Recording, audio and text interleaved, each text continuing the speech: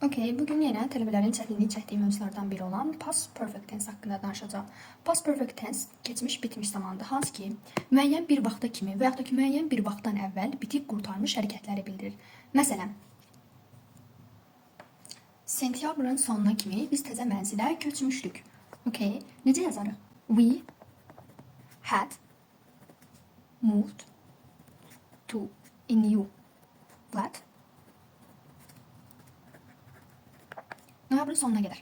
By kimi qədər deməkdir. By the end of November. Və yaxud da ki, oktyabrın sonuna. Okay?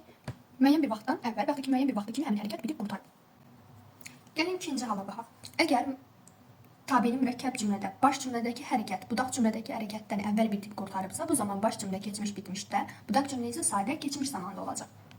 Məsələn, biz ora çatanda iclas başlamışdı. The meeting had begun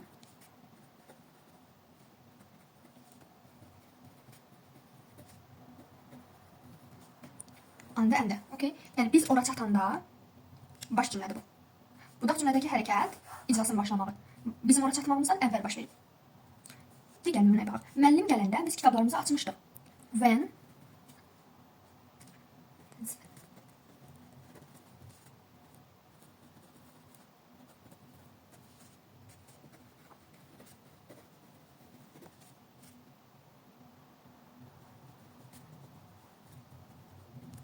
yəni, müəllimin gəlməyindən əvvəl baş vermişdi bizim kitablarımızı açmağımız. İngilis dilində keçmiş bitmiş zamana həmçinin iki qat keçmiş zamanda deyilmişdir şəklində. Məsələn, ki biz had dinner. Bu had keçmiş bitmiş zamanın düzəlmə formasındakı haddir. Bu had isə have feilimizin keçmiş zaman formasıdır. Okay? Had dinner by 5 o'clock. That's it. Yesterday. Dünən. Gəlin indi isə bu ifadələri nəzər salaq. Cümlədə scarcely when, hardly when, no sooner than ifadələri olarsa, birinci tərəf past perfect-də, yəni ki, keçmiş bitmiş zamanda olacaq, ikinci tərəf isə sadə keçmiş zamanda olacaq. Bunlar təzəcə, yenicə onda kimi tərcümə olunur və cümlələrdə həmin bu vaxtı inversiya baş verir. Necə? Yəni had köməkçi feili mübtədadan əvvələ keçir. Məsələn, mən evə yenicə çatmışdım ki, okay, gəlin deyək. Had əvvələ keçir.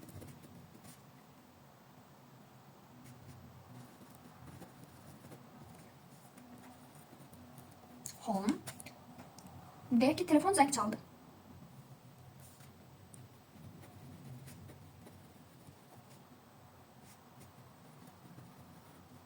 Gördüyünüz kimi scarcely had reached past perfect inversiya var, had əvvələ keçib və digər tərəfdə isə necə olacaq? When-lə işlənir bu. Yenicə təzəcə mənası. Digər tərəf isə sadə keçmiş zamanda zəng çalmaq.